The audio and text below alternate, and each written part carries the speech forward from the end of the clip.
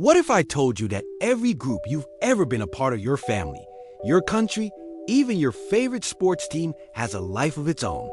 A hidden, invisible entity that influences your thoughts, feelings, and actions. This isn't science fiction. Welcome to the Bizarre Bureau, where today we re-pulling back the curtain on one of the most powerful and secretive forces shaping our world, Egregores. Are you truly in control of your own mind? Or are you just a puppet in a much larger play? Stick around, because what you're about to learn will change the way you see everything. So, what exactly is an egregore? The term might sound like something out of a fantasy novel, but its roots are in ancient Greek, meaning to be aware of or to watch over. In its simplest form, an egregore is a non-physical entity created when a group of people consciously share a common purpose, a common thought, or a common emotion. Think of it as a psychic or spiritual cloud that forms above a group. Every person who contributes their mental and emotional energy to that group feeds this cloud, making it stronger, more defined, and more influential. Imagine a small startup company. At first, it's just a few people with a brilliant idea and a lot of passion. They work together, share the same goals, and pour their energy into making the company succeed. This collective energy begins to form an egregore. As the company grows, hires more people, and develops a brand identity, the egregore grows with it. It becomes the company culture, that intangible feeling you get when you walk into their office. This egregore then influences the behavior of everyone involved, pushing them to align with the company's core values and mission, sometimes without them even realizing it. It attracts new employees who resonate with its energy, and may even repel those who don't. This concept isn't new. Mystical and esoteric traditions have spoken about group consciousness for centuries. They understood that when people unite under a single banner, whether it's a religious faith, a political movement, or a secret society, they create something far greater and more powerful than the sum of its parts. This collective entity then takes on a life of its own, with its own will, its own desires, and its own instinct for survival. But here's where it gets truly bizarre. An egregore isn't always a positive force. Just as they can be created for noble purposes, like charity or spiritual enlightenment, they can also be born from fear, hatred, and division. Think about the intense, almost tangible atmosphere at a heated political rally.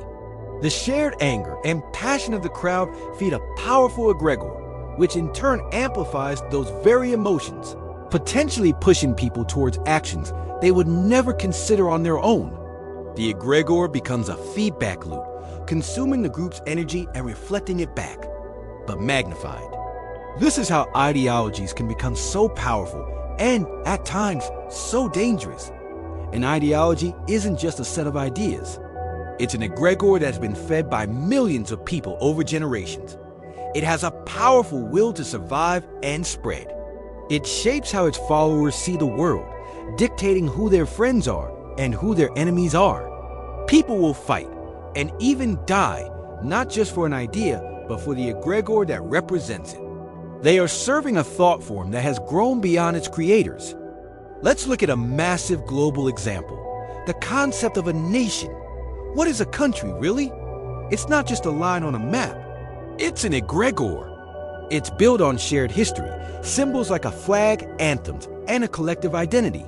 We are taught from a young age to feel patriotic, to feel a sense of belonging to this vast group of strangers.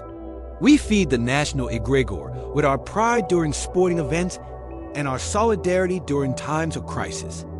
This egregore, in turn, influences our laws, our culture, and our sense of self. It can inspire incredible acts of unity and sacrifice, but it can also be used to justify conflict and war. The egregore of us demands that we see another group as them. Even something as seemingly innocent as a brand can have a powerful egregore. Think of mega brands like Apple or Nike. They aren't just selling products. They're selling an identity, a lifestyle. Through masterful advertising and marketing, they have cultivated a loyal following of people who feel a deep emotional connection to the brand. This collective devotion creates a massive egregore. People don't just buy a phone. They become Apple people, they don't just wear sneakers. They embody the just do it philosophy.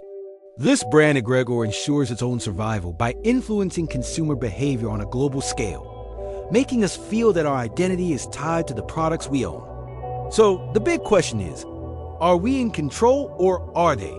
The answer is complex. We create the egregores. Our thoughts, our beliefs, and our emotions are the building blocks.